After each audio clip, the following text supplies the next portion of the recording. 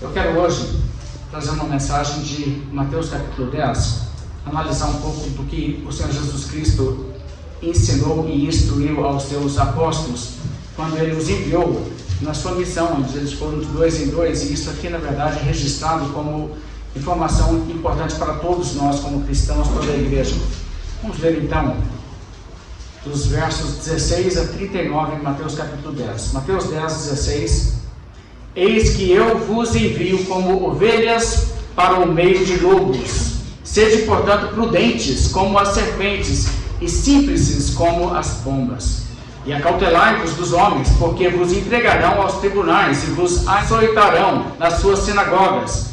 Por causa de mim, sereis levados à presença de governadores e de reis, para lhes servir de testemunho a eles e aos gentios. E quando vos entregarem, não cuideis em como ou o que haveis de falar, porque naquela hora vos será concedido o que haveis de dizer, visto que não sois vós os que falais, mas o Espírito de vosso Pai é quem fala em vós. Um irmão entregará à morte outro irmão, e o pai ao filho. Filhos haverá que se levantarão contra os progenitores e os matarão. Sereis odiados de todos por causa do meu nome. Aquele que, porém, perseverar até o fim, esse será salvo. Quando, porém, vos perseguirem numa cidade, fugi para outra, porque em verdade vos digo que não acabareis de percorrer as cidades de Israel até que venha o Filho do Homem. O discípulo não está acima do seu mestre, nem o servo acima do seu senhor. Basta ao discípulo ser como o seu mestre e ao servo como o seu senhor. Se chamaram Beelzebu ao dono da casa, quanto mais aos seus domésticos. Portanto, não os temais, pois nada há encoberto que não venha a ser revelado, nem oculto que não venha a ser conhecido. O que vos digo às escuras, dizei-o à plena luz, e o que se vos diz aos ouvidos, proclamai-o dos eirados. Não temais os que matam o corpo e não podem matar a alma. Temei antes aquele que pode fazer perecer no inferno tanto a alma como o corpo. Não se vendem 2 pardais por um ácido, e nenhum deles cairá em terra sem o consentimento de vosso Pai? E quanto a vós outros, até os cabelos todos da cabeça estão contados. Não temais, pois, bem mais valeis vós do que muitos pardais. Portanto, todo aquele que me confessar diante dos homens, também eu o confessarei diante de meu Pai que está nos céus. Mas aquele que me negar diante dos homens, também eu o negarei diante de meu Pai que está nos céus.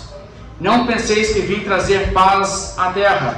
Não vim trazer paz, mas espada, pois vim causar divisão entre o homem e seu pai, entre a filha e sua mãe, entre a nora e a sua sogra.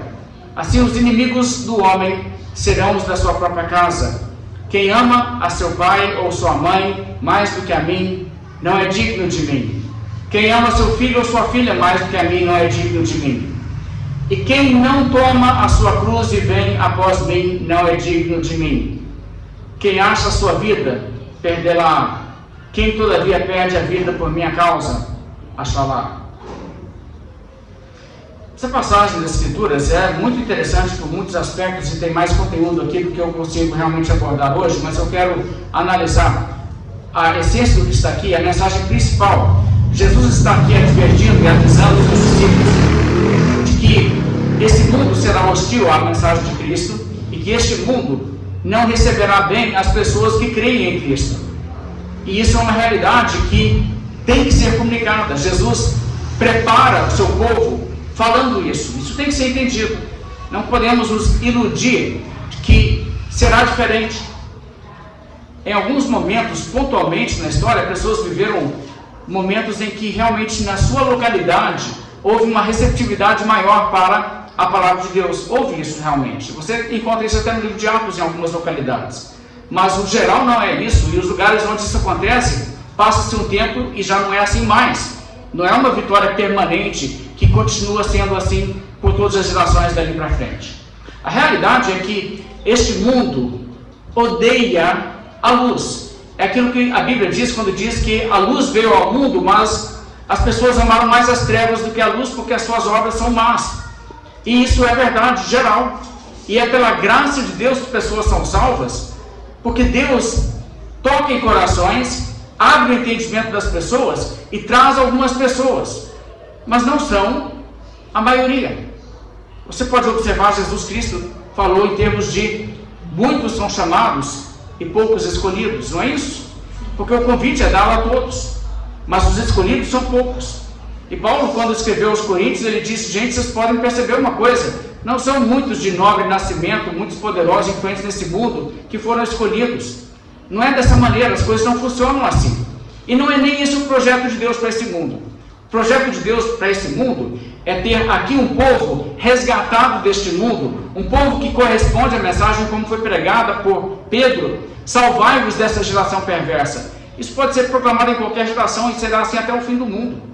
Qualquer momento em que você estiver aqui no mundo servindo a Cristo, será hostil contra você e contra a mensagem de Cristo. Isso é uma realidade, então nós não podemos nos iludir quanto a isso. Veja comigo o que Jesus também falou em João 15, porque em João 15, Jesus está prestes a ir embora, e ele fala nesse momento aqui, onde ele conversa como que fosse a última vez com seus discípulos antes da sua morte, e você vê que as coisas que ele falou em Mateus 10, ele repete e ele reforça, demonstrando que aquilo não era apenas uma coisa que se deve aplicar naquela missão quando eles saem de 2 em 2 pregando. Na verdade, isso aqui é bem mais assim, geral para eles e até mesmo para os que crerão na mensagem ao ouvir o testemunho deles, conforme ele faz a oração no capítulo 17. Você sabe que capítulo 14 até o capítulo 17 é um segmento de uma ocasião, uma tarde ali, Jesus com os discípulos, ou uma noite com os discípulos, onde ele fala aquelas coisas todas, depois ele ora. João 15, verso 17, a Bíblia diz: isto vos mando, que vos ameis uns aos outros. Se o mundo vos odeia, sabei que primeiro do que a vós outros me odiou a mim. Se vós fosseis do mundo, o mundo amaria o que era seu. Como todavia não sois do mundo, pelo contrário, dele vos escolhi, por isso o mundo vos odeia. Observe a ideia, você tem uma massa de humanidade, Jesus escolhe alguns, o restante odeia os escolhidos. Verso 20: lembrai-vos da palavra que eu vos disse: não é o servo maior do que o seu senhor. Se me perseguiram a mim, também perseguirão a vós outros. Se guardaram a minha palavra, também guardarão a vossa. Tudo isso, porém, vos farão por causa do meu nome, porquanto não conhecem aquele que me enviou. Se eu não viera, nem lhes houvera falado, pecado não teriam, mas agora não tem desculpa de seu pecado. Quem me odeia, odeia também meu Pai. Se eu não tivesse feito entre eles tais obras, quais nenhum outro fez, pecado não teriam. Mas agora, não somente têm eles visto, mas também odiado, tanto a mim como a meu Pai. Isto, porém, é para que se cumpra a palavra escrita na sua lei: odiaram-me sem motivo. Quando, porém, vier o Consolador, que eu vos enviarei da parte do Pai, o Espírito da verdade, que dele procede, esse dará testemunho de mim, e vós também testemunhareis, porque estáis comigo desde o princípio. Veja, então Jesus está dizendo: olha, vocês serão odiados no mundo, as pessoas vão te perseguir, assim como fizeram comigo, vocês não são melhores do que eu. Quem imaginaria uma coisa dessa? Se eu fui tratado dessa maneira, se me chamaram de Beelzebul, como ele disse lá, vão tratar você mal também, pode ter certeza. E ele diz: no entanto, vai vir o Espírito Santo e vocês têm uma missão, vocês vão testemunhar de mim. O capítulo 16 agora, o verso 1, você vê que a sequência, não estou pulando versos aqui agora, mas ele diz imediatamente assim: tenho-vos dito essas coisas para que não vos escandalizeis. Como assim? Como assim, Jesus? Jesus diz: olha, vocês precisam estar precavidos. A mensagem de Cristo não vai ser recebida. As pessoas não estão sedentas pelo Evangelho. Você vai chegar nas nações e pregar o Evangelho e as pessoas: enfim, alguém trouxe a mensagem pela qual nós ansiávamos e clamávamos ao Criador. Que isso? O pessoal chega lá e eles querem te matar. É assim. É dureza. E é uma batalha a cada passo. Jesus diz: então eu estou te falando isso, você não fica surpreso. É importante você saber isso. É assim mesmo. Será assim mesmo. E você precisa de ter percepção disso para você não se escandalizar. Verso 2. Eles vos expulsarão das sinagogas, mas vem a hora em que todo o que vos matar julgará com isso tributar culto a Deus. E não é isso que aconteceu com o pessoal ali da liderança judaica. O próprio apóstolo Paulo achava que ele estava servindo a Deus quando ele perseguia cristãos. Não é isso que aconteceu com o advento do Islã. O Islã destruindo cristãos, achando que estão servindo a causa do Criador. Não é isso que aconteceu também quando inquisidores queimavam pessoas cristãs na estaca e diziam: estamos fazendo serviço a Deus, livrando o mundo de hereges protestantes. Pois então, Jesus profetizou, é assim mesmo, e será assim. Veja o que ele diz: ora, essas coisas vos tenho dito, para que quando chegar a hora, vos recordeis que eu vou-las disse. Não vou-las disse desde o princípio, porque eu estava convosco. Ou seja, Jesus está dizendo: olha, teve uma época em que eu estava meio que protegendo vocês aí, mas eu vou embora, e o bicho vai pegar. E pegou mesmo. Você sabe que essa turma aqui, os discípulos de Cristo, só João que não foi morto como mártir, mas João chegou a ser torturado. Que coisa, hein? Paulo, entendendo bem a mensagem de Cristo, escreveu assim a Timóteo: todos quantos querem viver piedosamente em Cristo Jesus serão perseguidos. Deixa isso penetrar um pouquinho. Isso aqui condiz com essa pregação que você está ouvindo por aí, gente falando assim: cristão vai vencer, vai triunfar, vai enriquecer. Cristão não foi colocado aqui nesse mundo para ser cauda, mas para ser cabeça. É isso?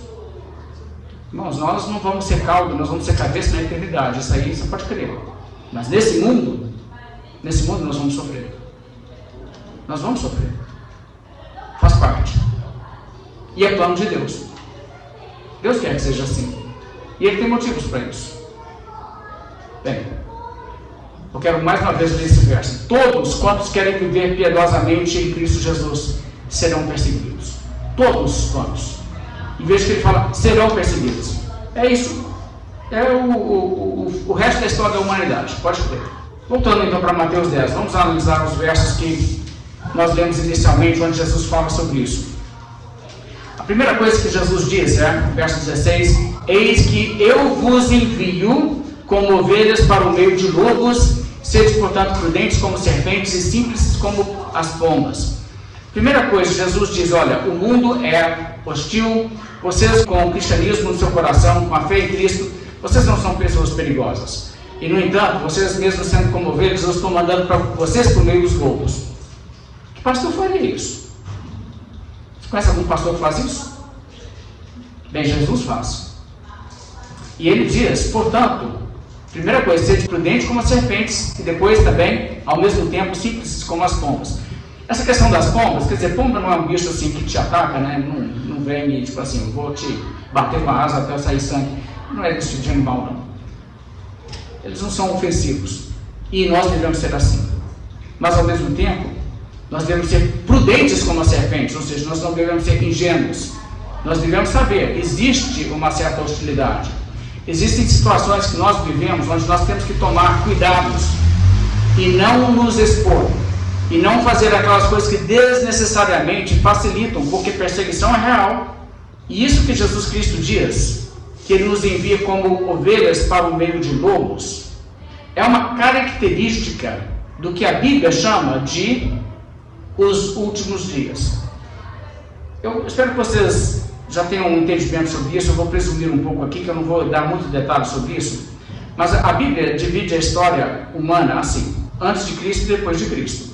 Antes de Cristo estávamos aguardando o Messias. Ele veio, já estamos então agora nos últimos dias. Essa é a última etapa da história humana. Agora falta Jesus trazer o dia do juízo. Já é os últimos dias. A Bíblia fala sobre isso de tantas formas. Pedro, por exemplo, escreveu que Jesus Cristo foi conhecido desde antes da fundação do mundo, mas ele foi manifestado no fim dos tempos. Quer dizer, quando Jesus veio a primeira vez, já estava então inaugurando os fins dos tempos. Em 1 Coríntios, Paulo diz que as coisas que estão escritas no Velho Testamento foram escritas para nosso proveito. Nós, hoje, nós sobre quem os fins dos séculos têm chegado. E ele está falando para cristãos do primeiro século. Ele diz, nós já estamos vivendo nos fins dos séculos. Já é o final aqui, é a última etapa agora. Essa aqui é a última coisa. Tiago fala sobre pessoas nos seus dias que estavam explorando empregados, trabalhadores, aproveitando do serviço e depois não pagando. E ele diz, vocês são loucos, vocês estão acumulando tesouros nos últimos dias. Quer dizer, daqui a pouco chega o juiz para pôr ordem nessa loucura toda e vocês estão aí com coisas nas suas mãos que não pertencem legitimamente a vocês.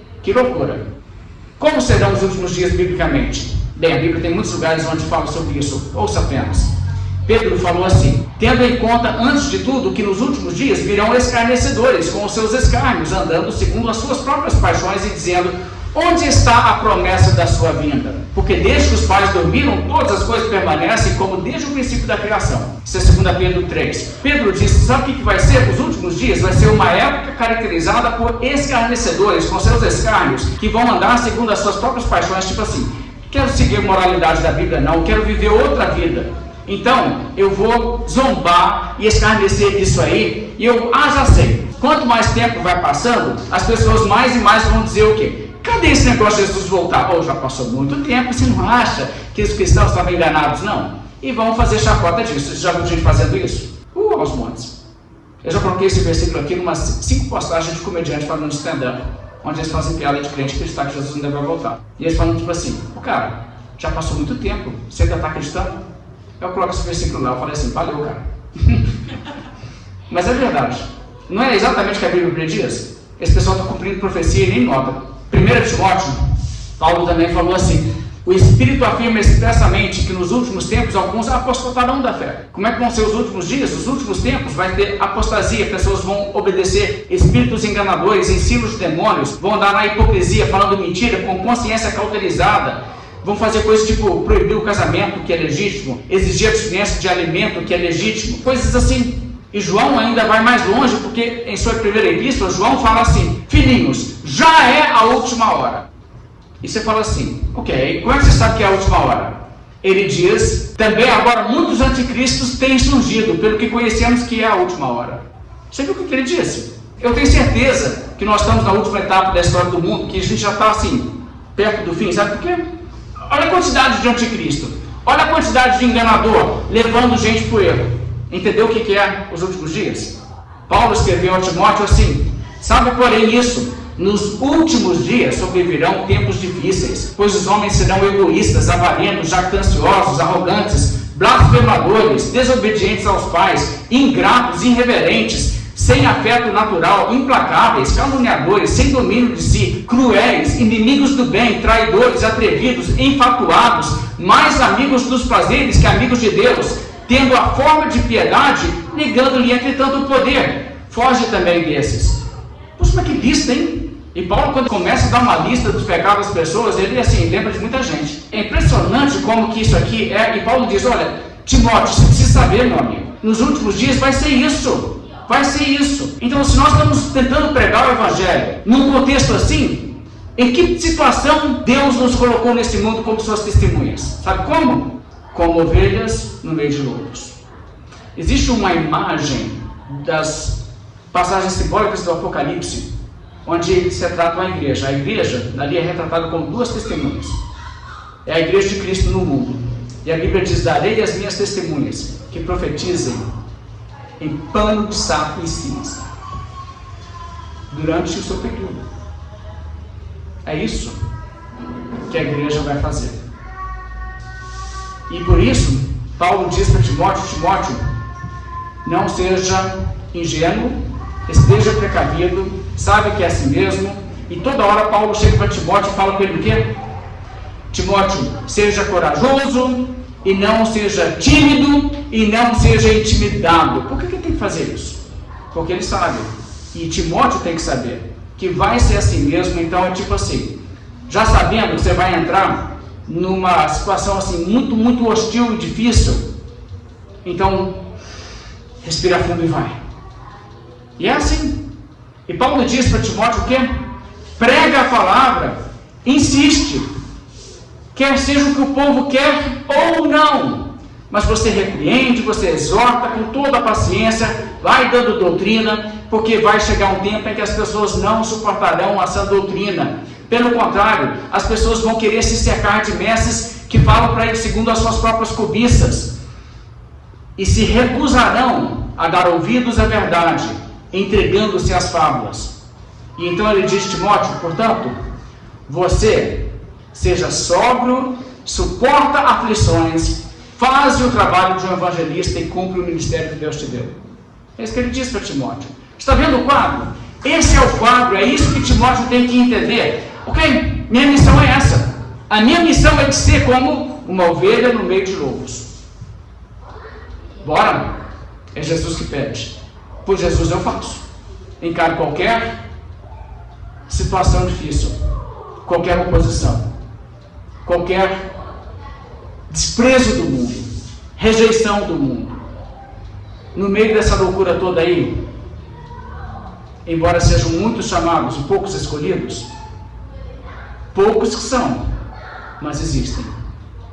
Vamos atrás dos escolhidos.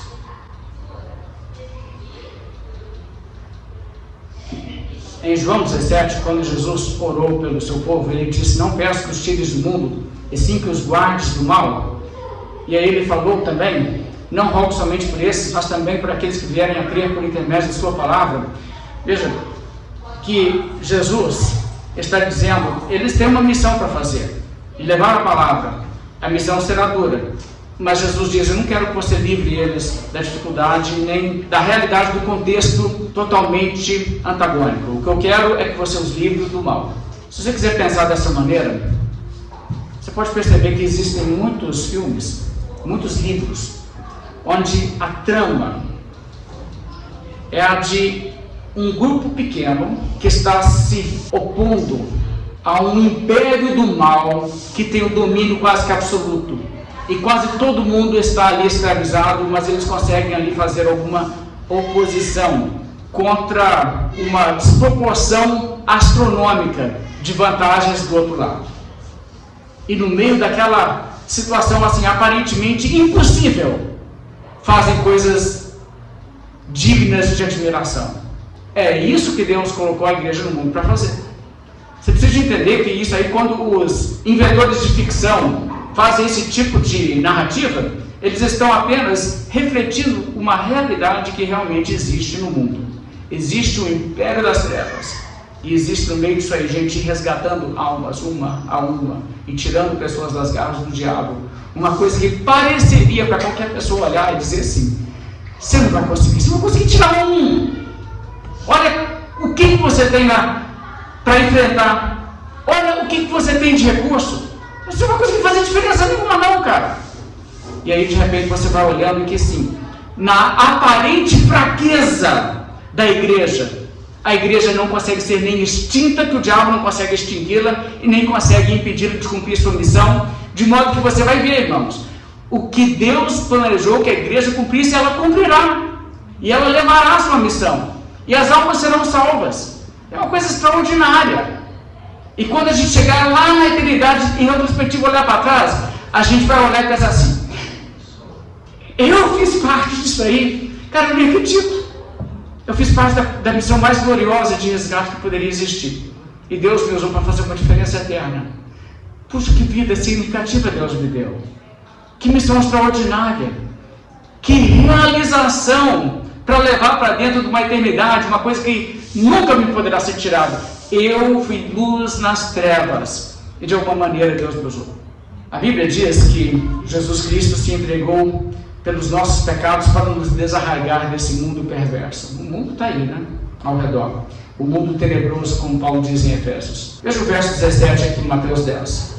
E acautelai-vos dos homens, porque vos entregarão aos tribunais e vos açoitarão nas suas sinagogas. Por minha causa sereis levados à presença de governadores e de reis, para lhes servir de testemunho a eles e aos gentios. E quando vos entregarem, não cuideis em como ou o que haveis de falar, porque naquela hora vos será concedido o que haveis de dizer, visto que não sois vós os que falais, mas o Espírito de vosso Pai é quem fala em vós. Isso aqui é uma promessa de inspiração do Espírito Santo, especificamente para esses indivíduos, tá? Isso aqui não é uma coisa que Deus diz para toda a igreja, não. Quando você abre a boca para falar, não é você, é o Espírito Santo. Isso é uma coisa que Deus fala para os seus profetas. E, no entanto, essa questão, quando ele diz acautelai-vos, o que ele quer dizer com isso? Olha, as pessoas vão te perseguir mesmo, então vocês ficam espertos, né? Para dar uma diminuída aqui. Fica esperto, porque olha, o que vai acontecer, você tem que tomar cautela. Que tipo de cautela é essa? É o tipo de cautela como, sabendo que as pessoas iriam matar o apóstolo Paulo, o que eles fizeram? Desceram ele por um cesto pelo muro, para que ele não fosse pego. É o tipo de coisa que Paulo, quando está preso lá em Jerusalém, chega informação para ele de que as pessoas estão com o juramento de fazer uma emboscada para matá-lo no caminho, e ele adverte, fala assim, chama lá o comandante, eu preciso falar com ele. E então eles mandam uma escolta armada e faz com que aquele plano não possa ser executado. É esse tipo de tomar cautela. Você tem que saber, vai ser isso mesmo. Eles vão vir atrás de você. Você tem que ter noção e bom senso se realmente você está simplesmente se martirizando ou se você está avançando a causa de Deus realmente com um público maior. Na verdade, você pode estar só se calando. Você precisa saber. Então, isso não é uma questão de ser corajoso. Em alguns momentos da história, pessoas foram totalmente tolas, porque se lançaram para o martírio. Como tipo assim, eu tenho que provar para mim mesmo. Isso é muito mais uma insegurança. Será que eu sou crente mesmo? Será que eu tenho coragem de ser mártir? Do que fidelidade a Deus. E não é por aí. O que Jesus mandou fazer? Se perseguir uma cidade, vai para outra. Bora. Esquece esse povo aí, sacode os pés e ó, chilispa. Não é para você ficar aí nessa cidade, tipo assim, vou morrer por Cristo, vou lá na praça e vou pregar porque já estão vindo me prender. Não é isso que a Bíblia chama a gente para fazer, não. Você tem mais utilidade vivo. Verso 21. Um irmão entregará à morte outro irmão, e o pai ao filho. Filhos haverá que se levantarão contra os progenitores e os matarão. Gente, isso aqui é pesado, não é? Olha, eu me lembro uma ocasião, eu estava na igreja batista lá nos Estados Unidos, uma igreja excelente, gente. Eu frequentei essa igreja durante 6 meses, quando eu morei nos Estados Unidos. E essa igreja tinha lá um dia um homem iraniano, do Irã. Eu conversei com ele e ele estava pedindo que nós orássemos para que ele pudesse estender o visto dele, porque ele foi para os Estados Unidos do Irã com o visto de estudante. Ele não podia trabalhar. E ele estava terminando o curso dele. Ele era um homem casado, a sua esposa era muçulmana, ela não tinha se convertido ao cristianismo. E ele falou conosco o seguinte, ela não acredita no Islã, mas ela não se converte ao cristianismo por medo, porque em 6 meses termina nosso período aqui. E aí eu assim, só tenho como voltar para o Irã. Eu não sei, não, eu posso tentar ir para um outro país, mas o ideal é que eu não volte para casa, porque minha família já sabe que eu me converti. E se eu voltar para a minha cidade, a minha família me mata. Sério, né? Esse tipo de coisa acontece de fato. Eu conheci aqui no Brasil uma mulher que fugiu de casa quando era adolescente, porque a família dela era muçulmana. Uma pessoa da família dela, uma irmã, saiu do Islã, abandonou o Islã, a família tentou matá-la. Ela foi fugir. Ela falou, eu não vou converter e fugir. Eu vou fugir e converter. É muito complicado esse tipo de coisa. A família dela nem sabe onde ela mora. E ela não sabe onde essa irmã mora. Perdeu o contato total. Teve que desaparecer do mundo. Porque se descobrirem, vão atrás. Tem anos. Mas se descobrirem, ela falou assim, eles vêm atrás. Esse tipo de coisa aqui no nosso país. Quer dizer, esse tipo de coisa que Jesus fala aqui, isso aqui é real. Jesus disse, um irmão entregará à morte outro irmão, o pai ao filho. Filhos haverá que se levantarão contra os progenitores e os matarão. Isso de fato tem acontecido e muitos cristãos perderam as vidas nessas circunstâncias. Agora, pule para frente até o verso 34 e veja o que ele diz aqui. Jesus aqui tem uma palavra assim, muito, muito clara. Não penseis que vim trazer paz à terra. Como assim vim? Que vinda que é essa? Sua primeira vinda. A primeira vinda de Cristo ao mundo, ele veio trazer paz à terra? Jesus diz, nem pensa um negócio desses. Não é isso que vai resultar da minha primeira vinda. Eu não vim trazer paz à terra. Ele vai voltar um dia, ele vai trazer paz à terra. Ele vai pegar todos os escândalos e os que praticam iniquidade, os lançará no fornalha acesa, e depois disso, os justos brilharão no reino de seu Pai. Ótimo. Aí vai ter paz à terra. Ok? Mas a verdade é que na sua primeira vida ele não veio trazer paz. Veio fazer o que então? Veja só. Não vim trazer paz, mas espada. Pois vim causar divisão entre o homem e seu pai, entre a filha e sua mãe, entre a nora e sua sogra. Assim os inimigos do homem serão os da sua própria casa. Quem ama seu pai ou sua mãe mais do que a mim não é digno de mim. Quem ama seu filho ou sua filha mais do que a mim não é digno de mim. E quem não toma a sua cruz e vem após mim não é digno de mim. Quem acha a sua vida, perdê-la. Quem todavia perde a vida por minha causa, achá-la. Ok, está aí. O que Jesus disse? Olha, eu vim exatamente para fazer isso. Produzir uma situação no mundo que será assim. Haverá alguns justos, levando uma mensagem, pregando para o mundo o Evangelho. E ao invés de ser bem recebido, o que vai acontecer é que o mundo vai puxar a espada e ir para cima. E vai ser assim. É isso que a igreja vai enfrentar. Agora, isso aí é o tempo descido ao longo dos séculos. Nós vivemos num período da história onde nós aqui nessa parte do mundo, porque não é universal, tá? Mas aqui a gente tem uma certa folga de uma perseguição muito intensa. Você não tem aquela coisa muito pesada, mas isso aqui na verdade, nós estamos vivendo na sombra do sangue das pessoas da Reforma Protestante que deram seu sangue para ganhar liberdade em algum espaço do mundo e acabou gerando uma certa liberdade em alguns lugares. Parece que está ruindo também, parece que está sendo revertido, quem sabe como será daqui a um tempo. Mas não é apenas o ataque do derramamento de sangue que acontece. Esse não é o único modo pelo qual o crente sofre oposição. E Paulo não estava errado quando ele diz: todos os que vivem piedosamente em Cristo Jesus serão perseguidos. Não, ele não errou não. As pessoas dizem: mas peraí, eu nunca fui preso, açoitado, nada desse tipo de coisa aconteceu comigo, e daí? Olha só então, escuta o que o livro de Hebreus diz. Alguns foram torturados, não aceitando o seu resgate para obterem superior ressurreição. Outros, por sua vez, passaram pela prova de escárnios e açoites, sim, até de algemas e prisões. Bem, eu nunca passei por algemas e prisões, eu nunca passei pelo fio da espada, mas eu já passei pela prova de escárnios. Você já? Já teve gente da sua família, dos seus amigos? Gente, eu já perdi amizade, uma quantidade, por causa de Cristo. Não é que eu sou antipático, não, gente. O nosso modelo não é fazer igual ao testemunho de Jeová, e sair incomodando as pessoas domingo de manhã, e quando a pessoa abre a porta com sono, vê que é testemunho de Jeová, fala assim: sai daqui, pô, gente, estou sendo perseguida por Jeová. Não, gente, isso é palhaçada. Entendeu? Vai ser inconveniente lá longe. A Bíblia não fala para ser inconveniente, não. A Bíblia fala para a nossa palavra ser sempre agradável, temperada com sal. É uma expressão que comunica, né? Você entende. Você não pega aquela comida assim sem gosto, você tenta ser favorável, agradável. E é isso que nós devemos fazer sempre. Mas se você for antipático com alguém, então você merece ser maltratado e rejeitado mesmo. Bem feito por você. Mas a realidade é que se você procura ser amigável, você faz o que a Bíblia diz, ao invés de você impor, porque a Bíblia diz para não impor. Se alguém não recebe, vai embora, vai para outro. Mas aproveita as oportunidades. Se você fizer assim, mesmo assim, sendo totalmente agradável, pessoas vão ficar contra você. E talvez a única maneira que você não caia realmente no escárnio e perca amizades, e perca oportunidades, às vezes até no trabalho, e perca oportunidades também em situações sociais que poderiam ser de vantagens para você. É simplesmente porque você talvez não esteja disposto a pagar o preço, então você vai amenizando e amenizando a mensagem até que já não tenha mais mensagem. Que isso também acontece. Vou dar um exemplo.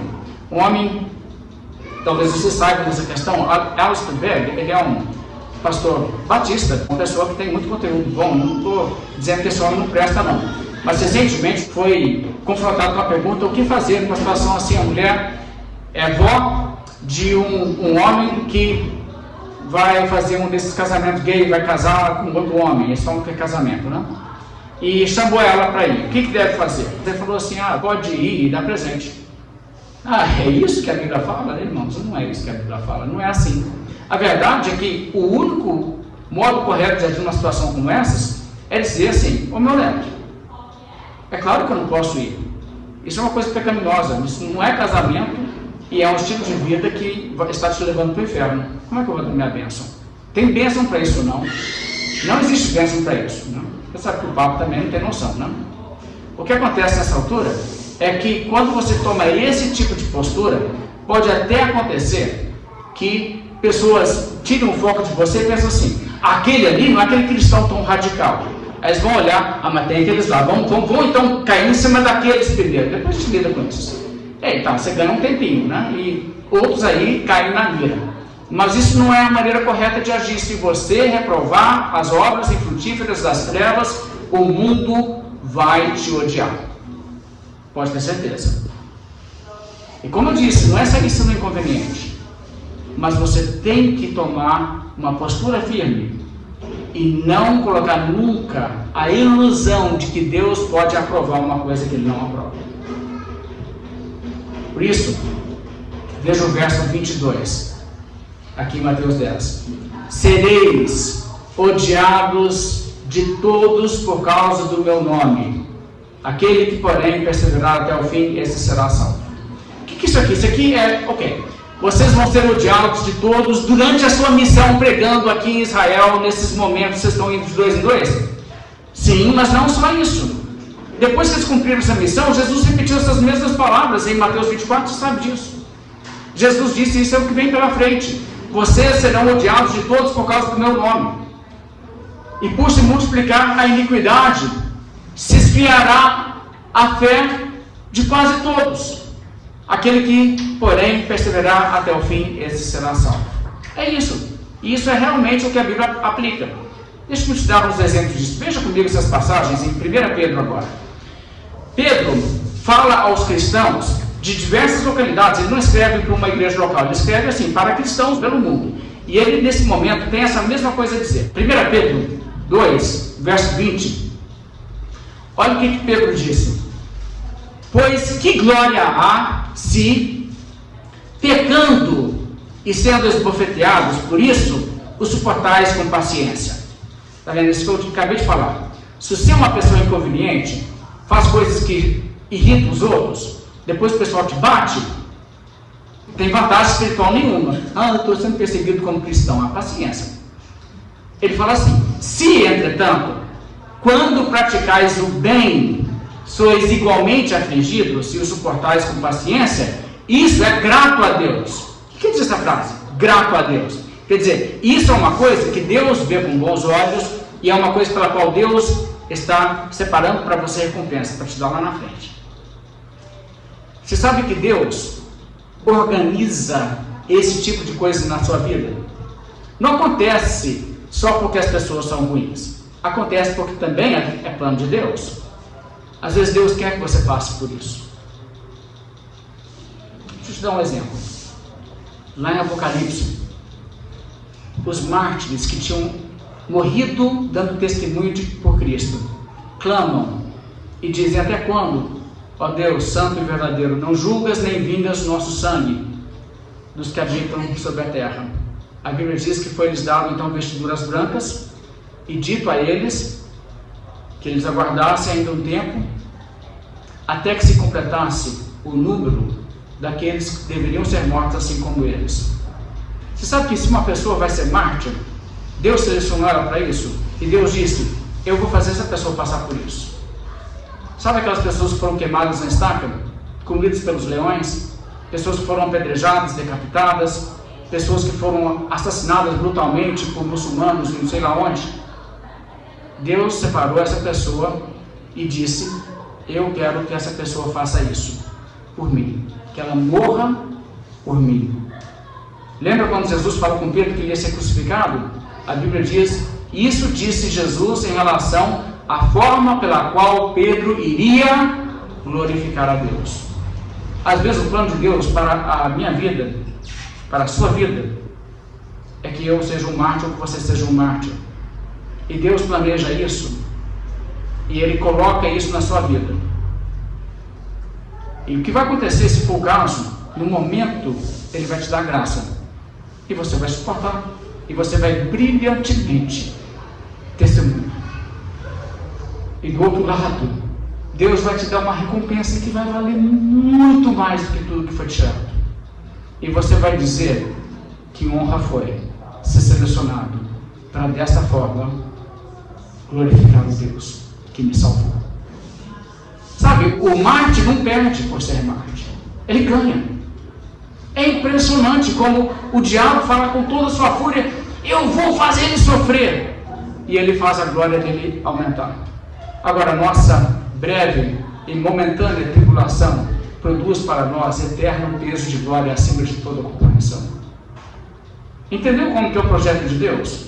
É por isso que Deus deixa mesmo acontecer e programa isso e coloca isso na vida de pessoas. Porque Deus diz: eu amo essas pessoas, tenho um xodó especial com elas. Eu vou permitir que elas sejam as mais recompensadas. Elas vão passar por isso e vai ser para honra dessas pessoas também. E veja o verso 21. 1 Pedro 2 ainda. Porquanto para isto mesmo fostes chamados, pois que também Cristo sofreu em nosso lugar, deixando-vos exemplo para seguir os seus passos. Está vendo o que significa ser um cristão? Se me chamaram de Beelzebul, não pensa que vai ser legal para vocês, não. Não vai. Todo cristão é chamado para sofrer. Todo cristão é chamado para ser a vítima de oposição, de perseguição, em diferentes graus. Aí Deus distribui conforme a sua sabedoria e a sua soberania. Mas é isso mesmo. O crente é chamado para isso. Esse é o nosso chamado neste mundo. 1 Pedro 4, verso 3. Porque basta o tempo decorrido para terdes executado a vontade dos gentios, tendo andado em dissoluções, concupiscências, borracheiras, orgias, bebedices e em detestáveis idolatrias. Por isso, difamando-vos, está vendo o mundo reagindo? Difamando-vos, estranham que não concorrais com eles ao mesmo excesso de devassidão. Já teve alguém que fez esse tipo de coisa com você? Mas qual é, cara? Você não usa uma droga, não? Você não leva a mulher para um motel, não? Mas qual que é a sua? Que vida é essa? Não é? Verso 5. Os quais hão de prestar contas àquele que é competente para julgar vivos e mortos. Pois para este fim foi o evangelho pregado também a mortos, para que, mesmo julgados na carne, segundo os homens, vivam no Espírito segundo Deus. Agora presta atenção. Ora, o fim de todas as coisas está próximo. Sede, portanto, criteriosos e sóbrios a bem de vossas orações. Está vendo? Olha, o fim está logo ali. Qualquer momento, você não sabe quando vai ser, Jesus vai chegar. Então, o fim não demora. Verso 12. Amados, não estranheis o fogo ardente que surge no meio de vós, destinado a provar-vos, como se alguma coisa extraordinária estivesse acontecendo. Pelo contrário, alegrai-vos na medida em que sois coparticipantes dos sofrimentos de Cristo, para que também na revelação da sua glória vos alegreis exultando. Se pelo nome de Cristo sois injuriados, bem-aventurados sois, porque sobre vós repousa o Espírito da glória de Deus.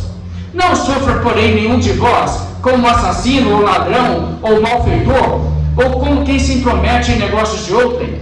Mas, se sofrer como cristão, não se envergonhe disso, antes glorifique a Deus com esse nome, porque a ocasião de começar o juízo pela casa de Deus é chegada.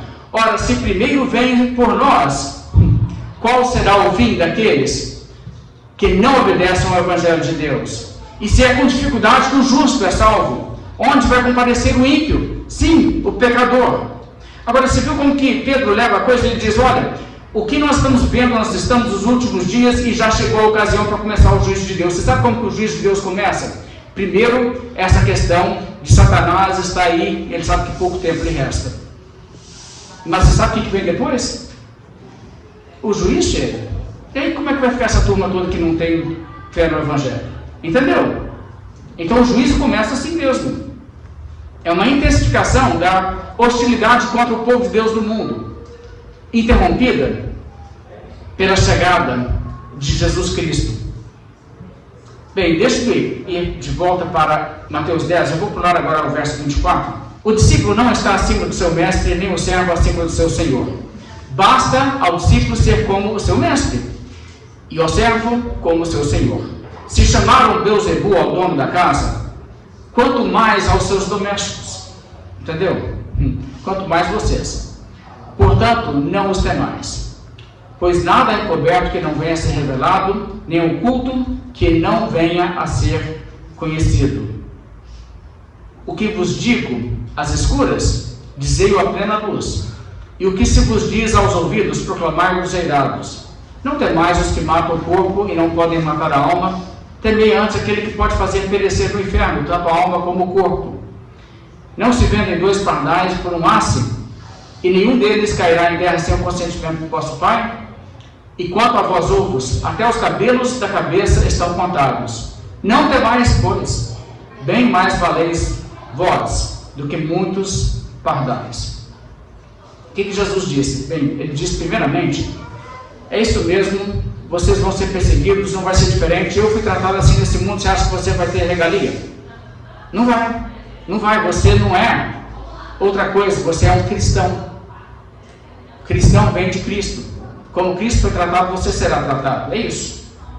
Agora, outra coisa. Não tema esse pessoal. Tema só a Deus. Eles podem matar o corpo, depois mais nada. E aliás, nem o pardal cai se não for da vontade de Deus. E você vale muito mais que esses bichos. Então não vai acontecer nada na sua vida que não seja um plano de Deus. Se Deus quer que aconteça uma coisa, então vai acontecer. Confie nele. Não é que ele esqueceu de você, é que ele planejou isso. Agora, como que a gente vive aqui nesse mundo? A gente vive aqui, como diz Paulo, aguardando a bendita esperança, a manifestação da glória do nosso grande Deus e Salvador Jesus Cristo. Você sabe que a esperança do crente é isso, Jesus vai voltar e ele vai pôr ordem nesse negócio.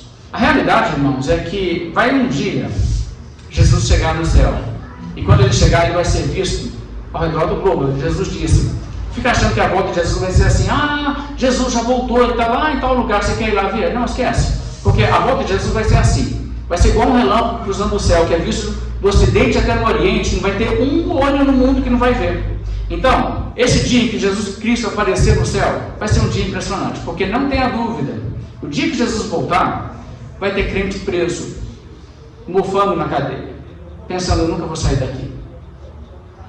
Vai ter crente sendo torturado. Já pensou?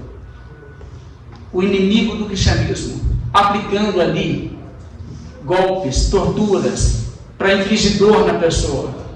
E de repente, aparece no céu o Senhor dele, muito bravo. Muito bravo.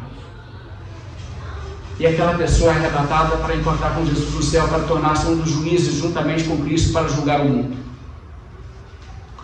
Paulo disse assim, se de fato é justo para com Deus que ele dê em paga tribulação aos que vos atribulam, e a vós outros que sois atribulados, alívio juntamente conosco, quando do céu se manifestar o Senhor Jesus com os anjos do seu poder, em chama de fogo, tomando vingança contra os que não conhecem a Deus e contra os que não obedecem ao Evangelho de nosso Senhor Jesus.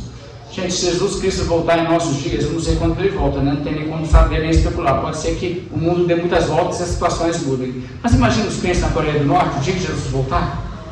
Se Jesus volta hoje à noite, já pensou que festa que aqueles crentes vão fazer? Talvez não sejam eles. Talvez o que Deus tem por eles é um pouco mais de sofrimento para o aumento do seu galardão, eu não sei. Eles não sabem, não tem como eles saberem.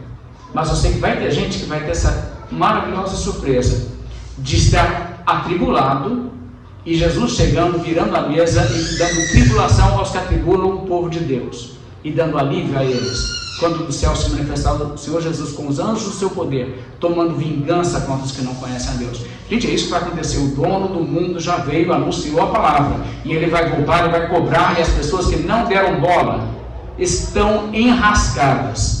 É uma coisa, não tem problema pior. Prefira ter um Putin de inimigo, viu? Prefira ter inimigo Xi Jinping. Mas não queira ser inimigo de Jesus. Então é por isso que Jesus Cristo disse, bem-aventurados os que choram, porque serão consolados. Bem-aventurados os mansos, porque herdarão a terra. Bem-aventurados os perseguidos por causa da justiça, porque deles é o reino dos céus. E bem-aventurados os que por fidelidade a Cristo forem injuriados e perseguidos e caluniados. Sim, bem-aventurados, porque eles têm um grande galardão. Porque foi exatamente assim que foram perseguidos os profetas antes. Irmãos, isso é a crônica da humanidade. Nós vamos passar por isso. Não foi assim com os apóstolos? Não foi assim que eles agiram? A Bíblia diz que quando eles foram lá açoitados e depois soltaram os homens, o que eles fizeram? Eles se reuniram com a igreja, se regozijando por terem sido considerados dignos de sofrer afrontas pelo nome de Jesus. Essa é a atitude de um cristão. Olha, os apóstolos, as pessoas selecionadas para o papel mais importante na dispensação da vinda de Cristo em diante. O que acontece nessa realidade? Qual foi a vida que Deus deu para eles? Eles andaram por aí com grande pompa, com luxo, sendo aplaudidos.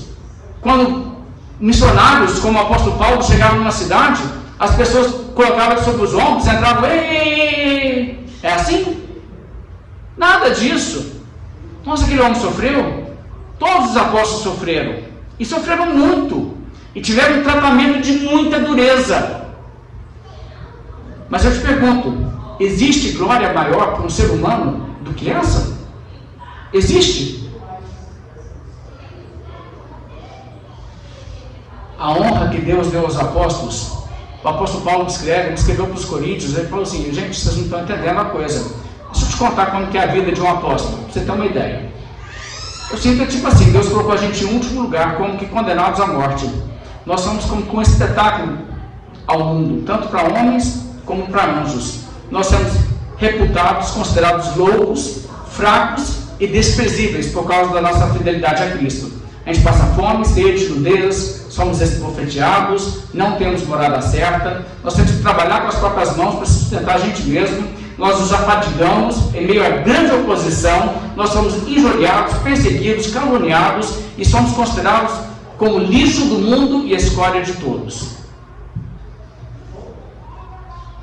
E não existe honra maior que Deus possa dar para alguém do que deixar que uma pessoa neste mundo que passa ser sujeito a isso aí e depois na eternidade ser exaltado. O que a Bíblia diz? Se com ele sofremos, também com ele seremos glorificados. Captou o quadro? É isso mesmo. Então não tem essa dúvida, não tem essa confusão mental dizendo assim, mas o crente aqui no mundo tem que vencer e ter todas as glórias.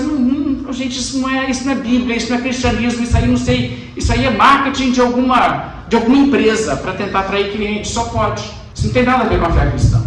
Quero que você veja um pouco de como Jesus mostra a realidade que os crentes vão viver entre a sua primeira vinda até a sua segunda vinda. Veja comigo João 16 agora. O verso 16, Jesus Cristo anunciando a sua partida, diz assim, um pouco e não mais me vereis. Outra vez um pouco e ver-me-eis. Ok, ele está falando que ele vai embora, vai ser assunto ao céu, e um dia ele vai voltar, esse mesmo Cristo voltará assim como eles viram ele subir. É disso que ele está falando aqui. Eles ainda não estão preparados para entender isso tudo. Tem muita coisa que ainda vai precisar de ser organizado mentalmente para eles entender essa frase. Então o verso 17 diz, então alguns dos seus discípulos disseram uns aos outros, que venha a ser isto que nos dias um pouco e não mais me vereis, e outra vez um pouco e ver-me-eis, e vou para o Pai. Diziam, pois, que venha a ser esse um pouco? Não compreendemos o que quer dizer. Percebendo Jesus que desejavam interrogá-lo, perguntou-lhes, indagais entre vós a respeito disto que eu vos disse? Um pouco e não me vereis, outra vez um pouco e ver-me-eis? Em verdade vos digo, que chorareis e vos lamentareis, e o mundo se alegrará. Vós ficareis tristes, mas a vossa tristeza se converterá em alegria. A mulher, quando está para dar à luz, tem tristeza porque a sua hora é chegada, mas depois de nascido o menino, já não se lembra da aflição pelo prazer que tem de ter nascido ao mundo um homem. Assim também agora, vós tendes tristeza, mas outra vez vos verei, e o vosso coração se alegrará, e a vossa alegria ninguém poderá tirar. Isso aqui é instrução bem pertinente. Jesus diz, olha, vai acontecer isso, eu vou embora, vocês vão ficar para trás. Lembra que ele falou, olha, os discípulos não precisam jejuar agora não, eu estou com eles, mas dias virão que eles vão jejuar. Não preocupa se eles não estão jejuando não, vai ter dia que eles não vão ter vontade nenhuma de comer nada, tá? Fica tranquilo.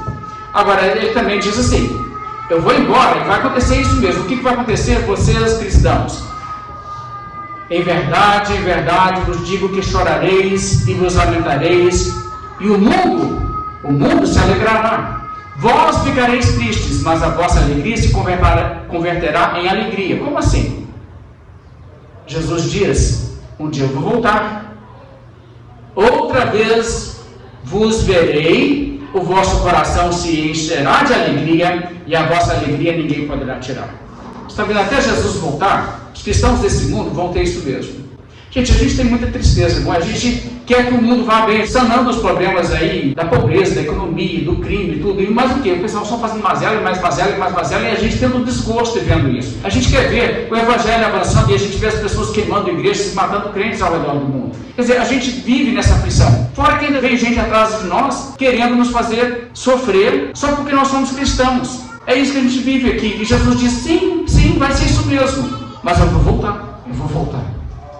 E essa é a bendita esperança do crente. Isaías fala sobre isso. As palavras de Isaías são belíssimas. Ele diz, o dia da vingança do nosso Deus, a consolar todos os que choram. A pôr sobre aos que em Sião estão de luto, uma coroa ao invés de cinzas, óleo de alegria ao invés de pranto, vestes de louvor ao invés de espírito angustiado, a fim de que se chamem carvalhos de justiça, plantados pelo Senhor para a sua glória. Amém. Maranata, vem Jesus. Vamos orar. Senhor Deus, nós sabemos que nesse mundo que perece, nesse mundo que rejeita a luz, o Senhor tem redimido pessoas, e que especial é ser do número dos que foram chamados. Senhor Deus, mesmo nesse momento, Deus, nos ajude a criar coragem e a encher o nosso ser de zelo, de fervor, para ser luz desse mundo, sem nenhuma intimidação, sabendo que nada que eles podem fazer conosco realmente é duradouro, mas que qualquer coisa que sofrermos é por teu plano e para a tua glória. E que assim, ó Deus, motivados e também, ó Deus, assim, imbatíveis, possamos seguir em frente, confiantes de que o plano do Senhor em nossas vidas será realizado. Nós não vamos ganhar o mundo inteiro, entendemos isso, mas seremos também usados de alguma maneira para ganhar aqueles que o Senhor deseja ganhar, e que também seremos usados de alguma maneira, Deus, para glorificar o Teu nome pelo testemunho que nós damos. Mesmo que sejamos arrastados para a frente de reis e governadores, simplesmente para dar testemunho para as pessoas que nem se tocarão com a mensagem do Evangelho, mas para trazer mais juízo sobre suas cabeças diante da sua rebeldia contra a luz. Mas o que o Senhor quiser fazer conosco, nós nos entregamos em Tuas mãos, pedimos que o Senhor execute o Teu plano, confiados de que o Teu plano é bom, de que o Senhor é bom, e que em tudo o Senhor demonstra para conosco amor. Todas as coisas cooperam para o bem daqueles que amam ao Senhor, daqueles que o Senhor chamou segundo o seu propósito. Por isso, Deus, confiados em Cristo e confiados na Tua bondade, nós oramos. Em nome do Senhor Jesus. Amém.